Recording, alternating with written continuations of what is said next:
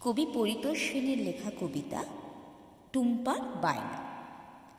টুম্পা রানী সকাল থেকেই ধরেছে এক বায়না, কিনে তাকে দিতেই হবে বেলজিয়ামের আয়না।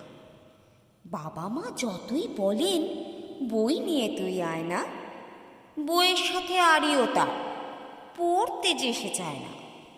সকাল দুপুর বিকেল উপোস কিছুই তো সে খায় না। হারমোনিয়াম টেনে নিয়েও সারেগামা গায় না।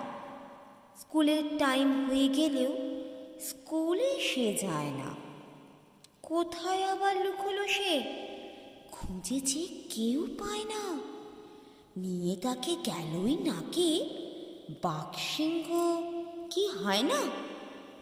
কিছুই তার হয়নি নাকি, কিনতে গেছে আয়না। আয়না কিনতে সঙ্গে গেছে প্রিয় সখী ডায়না। বাবা মা তার জিদ্দি দেখে মিটিয়েছে বায়না।